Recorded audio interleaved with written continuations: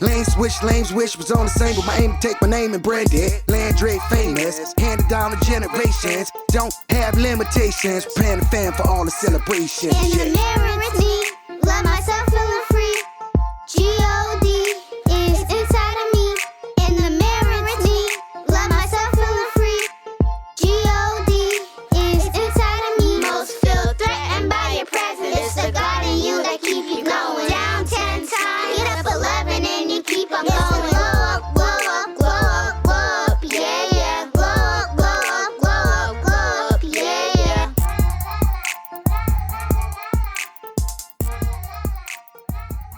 Yo, yo, yo, yo, yo.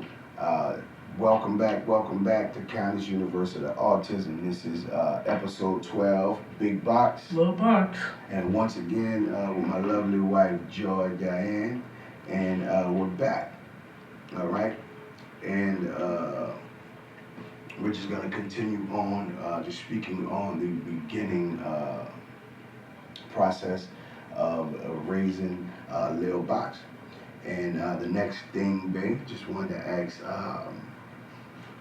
we'll just start from this in the sense of like, as a young child, what was your observation of him socially? We know now him being social is a big thing.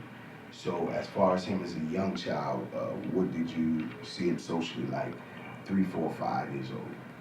2, 3, 4, 5, something like that. So what did you see him socially?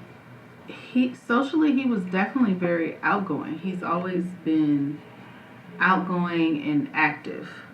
Okay. So even as a toddler, he was not shy. He's never had a stitch of that. Like, Sure. he was always super comfortable in every setting we were in any group of people. He could walk up to friends or to other kids in the doctor's office, at the grocery store. He would walk up to people.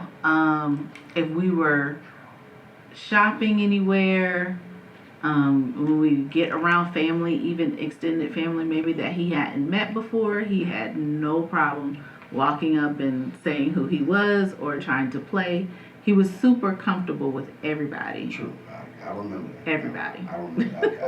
I remember him always doing that. Hey, my name is Connis the second. Yeah. He used to even refer to himself as Lil Boxx. Everybody always called him Lil Boxx or Baby Boxx. And his main thing was, I'm Connis the second.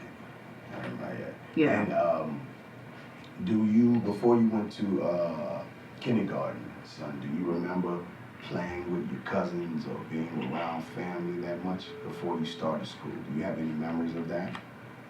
Wow. Well, I remember the wallpaper on my phone with me being at that football game. It wasn't a football game. That was in the backyard. Y'all was throwing football.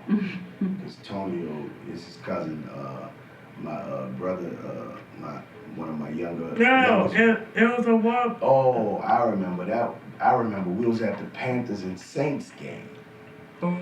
Yeah, and That's what I said. and that's what he talking about. And that's before, I think before you even started school. When I took him to that Saints game, we were second lining in the middle of the street uptown, and he started second lining. He was just copying what we were doing. How old was he? Yeah, so he had to be. That wasn't my. Let me see. We went to one game when. That had to be right before he That was right started before. school. I had to be right before school. So Yeah. yeah. So he started school in 2014. Right.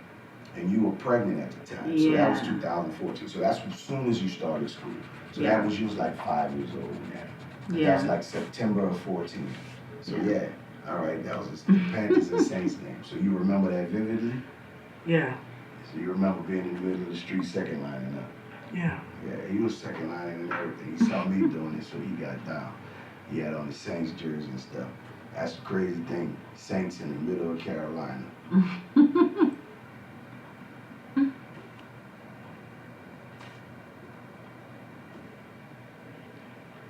All right. And just moving forward.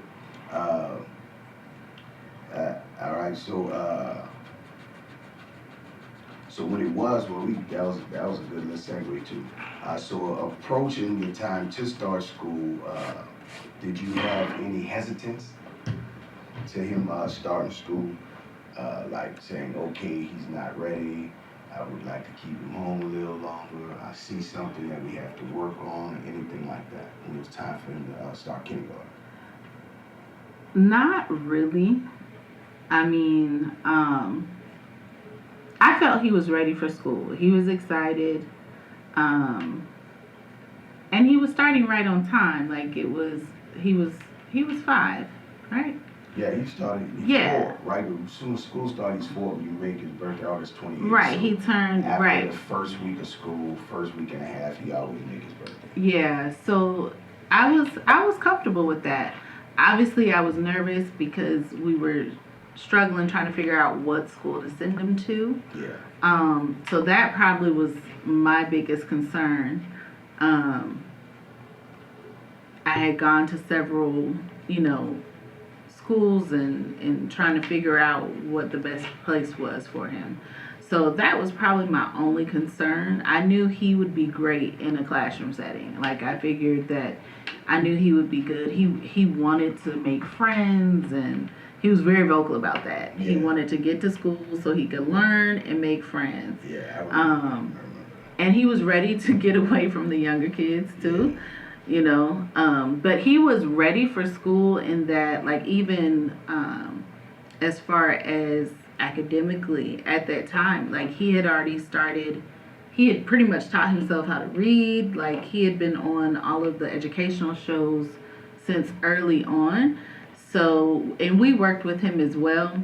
But I can't even take credit for that. He definitely taught himself how to read. So he was ready, I felt.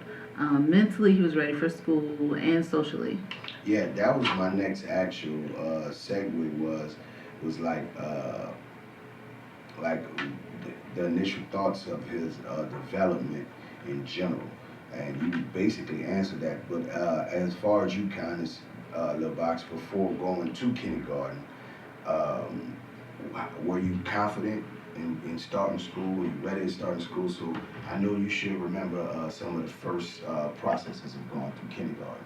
How did you think about that? Can you, as far as you remember, how ready were you for school, if you can remember that? I was really ready. I was really ready. You was really ready? I remember the time when you woke me up and you said it's time for me to go to school, and then you dropped me off. And I dropped. Yeah, that was every morning. I used to work overnight. I used to tell you get up. Sometimes I used to have to wake you up, and sometimes you'll already be up and be ready to go. So you basically said you were ready. You were really ready. You used to be ready to go to school fast, huh? Yeah. I remember that. Yeah. You was so fast, ready to get out the house. I walk in the door, you'd be grabbing your book sack, ready to go. And you used to look like a little man. Your clothes used to have to be so big. He always was a little giant, brother, a gentle giant since he was little. All right, and all right, next, so we just basically gonna be like, so when you became a student, as far as socially, at the beginning, a couple of years, let's say kindergarten, first, second grade, we know fast forward now, in the past couple of years, socially, it was awkward for him. So you didn't see no issues at the beginning stages of grade school socially, right? No, not at all. And actually, even as far as when we would take him for his, checkups, his well visits, the pediatrician, like, he was hitting all the correct markers, like all of the developmental markers and stuff. He was hitting them, each one, without any issue. His pediatrician, he's had the same one since birth, and she was always really impressed. Even your mom did an evaluation of him when he was maybe 4. Yeah, right before school. Yeah, right and she felt like he was hitting everything. He was on point. Yeah. So we didn't have any doubt that he was ready for it. Okay. Yeah. All right. And thank y'all for bearing with us. We're getting through them. This is the ending of episode 12, Connis University of Autism. This is Big Boxx. Lil Boxx. Thank you for tuning in. Remember, one life, one love, one God, always be royalty. Peace.